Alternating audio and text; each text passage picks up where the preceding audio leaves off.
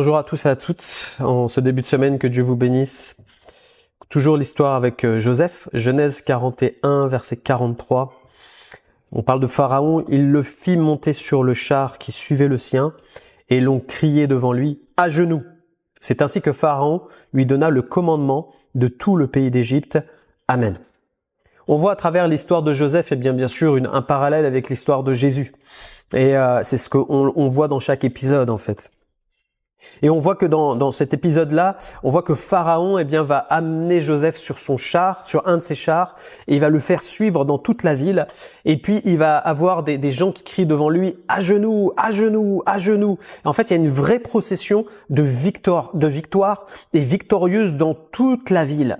Et tout le monde, tout le peuple se met à genoux quand le char, de Joseph et de Pharaon passe devant eux, au risque de mal finir, et ils vont surtout se mettre à genoux pour dire voici celui qui vient nous bénir en fait. Ils reconnaissent un homme qui a une autorité, un homme qui a une dignité, un homme qui va régner sur l'Égypte, c'est Joseph. Donc il est vraiment mis en avant, et on voit à travers cette procession que ça nous rappelle ce que Christ a fait à la croix en fait.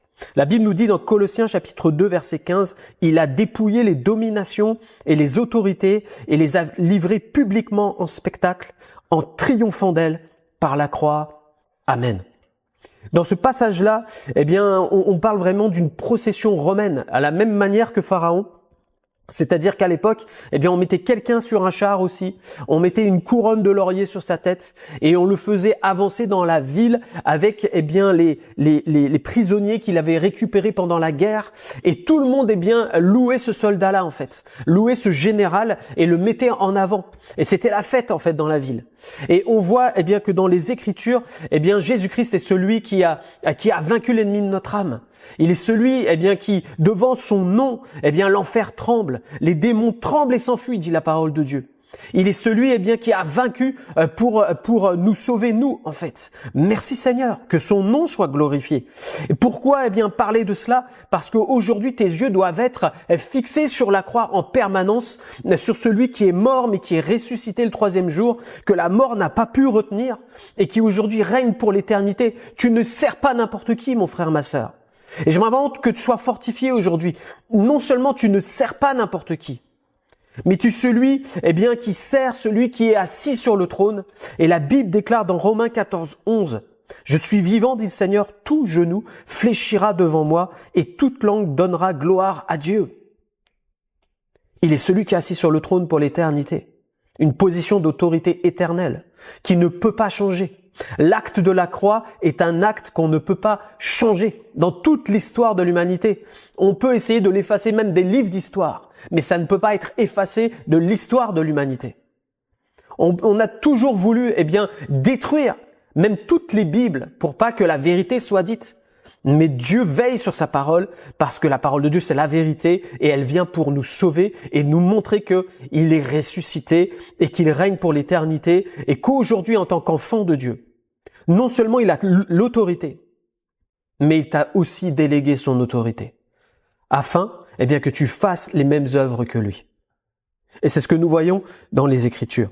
Marc 16, versets 17 à 20, la Bible déclare que c'est Jésus qui parle à ses disciples et à nous-mêmes aujourd'hui. Voici les miracles qui accompagneront ceux qui auront cru.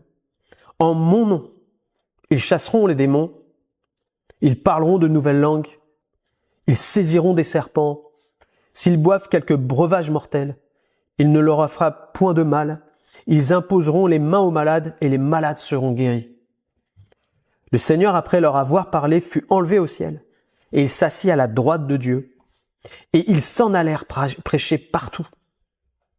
Le Seigneur travaillait avec eux et confirmait la parole par les miracles qui l'accompagnaient.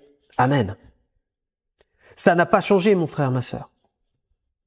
Si Jésus-Christ a vaincu à la croix, c'est parce qu'il a fait de nous un peuple de rachetés et un peuple de vainqueurs. La Bible déclare même que nous sommes des plus que vainqueurs en son nom. Et que Dieu t'attend sur le terrain afin que tu ailles maintenant en son nom. Faire ce que le texte vient de déclarer, parce que c'est toujours d'actualité. Les miracles, c'est pas fini. Les guérisons, c'est pas fini. Les délivrances, c'est pas fini. La résurrection des morts, c'est pas fini. Le baptême du Saint-Esprit, le parler en langue, les dons spirituels, c'est pas fini. c'est toujours d'actualité. Ceux qui prêchent le contraire, c'est un mensonge de l'adversaire pour pas que tu vives ce que Dieu a prévu, c'est-à-dire que nous soyons une église glorieuse pour lui. Ce n'est pas une église défaite que Dieu est en train de prendre et de dire « je la prépare pour l'emmener dans mon royaume ». C'est une église glorieuse, sans tache, ni ride et irrépréhensible, dit les Écritures. Et Jésus-Christ veille sur l'église afin que sa parole s'accomplisse. Il a même dit que même les portes de l'enfer ne prévaudront point contre elle. Nous avons une assurance. Dans le nom de Jésus, tu n'es pas n'importe qui, toi qui es enfant de Dieu. L'Esprit de Dieu est en toi et il t'a qualifié pour que tu puisses faire maintenant les œuvres du Père. Jésus a même affirmé quand il est parti, vous ferez des œuvres même plus grandes que les miennes. Alors ne limite pas l'Esprit qui est en toi, ne limite pas la parole de Dieu qui est la vérité, mais pratique la parole. Quand tu vas commencer à pratiquer la parole dans le nom de Jésus et pour la gloire de Dieu, tu verras que ce que Dieu a dit, eh bien, ça va s'accomplir parce que là, on vient de lire que le Seigneur travaille avec ceux qui lui obéissent. Le résultat est toujours garanti avec Dieu. Alors, ne sois pas celui qui baisse ta tête aujourd'hui, même si peut-être parfois les temps sont difficiles, peut-être que tu as chuté, peut-être que tu entends une voix qui t'accable depuis des jours et que tu dis t'es bon à rien, tu n'y arrives pas. C'est pas l'Esprit de Dieu qui te parle là. L'Esprit de Dieu est un esprit victorieux dans ta vie. Ça n'existe pas la défaite dans le royaume des cieux. La défaite n'est pas de notre côté, elle a été pleine et entière du côté de l'adversaire. Alors tu es appelé aujourd'hui, mon frère, ma sœur, à relever ta tête et à aller vers ceux qui sont perdus et qui ont besoin de secours. Pratique la foi dans le nom de Jésus et tu verras le résultat. Mais pratiquer la foi, et j'aimerais juste te donner ce conseil-là.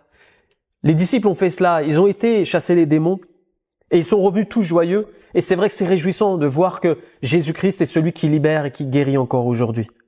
Mais Jésus va leur parler à ce moment-là, il va leur dire seulement ne vous réjouissez pas de ce que les esprits vous sont soumis, mais réjouissez-vous de ce que vos noms sont écrits dans les cieux. Et ça, c'est quelque chose qu'il faut toujours garder à la mémoire et dans notre regard. De dire oui Seigneur, merci pour l'autorité en ton nom, mais ce qui réjouit mon cœur, c'est que je suis sauvé. Que ça soit ta joie aujourd'hui. Que ça soit ta joie. De dire, Dieu m'a utilisé, veut se servir de moi. Merci Seigneur. Mais ce qui fait ma joie et ma force aujourd'hui, c'est que j'appartiens au roi des rois et que rien ne me séparera de lui. Alors que Dieu soit béni. On va prier, frères et sœurs. Merci pour ta parole. Merci Seigneur, parce que nous ne servons pas n'importe qui. Nous servons le roi des rois. Alors gloire à ton saint nom. Seigneur, nous aussi, nous plions le genou devant toi. Parce que tu es Dieu, parce que tu as vaincu l'adversaire de notre âme et que la mort n'a pas pu te retenir. Nous te louons, nous t'adorons aujourd'hui encore, parce que tu as pardonné nos péchés et que nos noms sont inscrits dans ton livre de vie. Nous te louons parce qu'un jour nous te verrons face à face. Seigneur, gloire à toi. Merci Seigneur pour l'autorité en ton nom. Merci pour l'appel que tu mets sur nos cœurs. Merci Seigneur mon Dieu parce que tu veux nous utiliser, Seigneur, pour bénir notre génération. Alors Seigneur, je te prie que Seigneur, eh bien, tous ceux qui vont entendre ta parole aujourd'hui se lèvent et marchent pour la gloire de ton nom avec la foi qui triomphe du monde. Gloire à toi, Seigneur. Merci notre Dieu. Amen. Que Dieu vous bénisse. On se retrouve demain.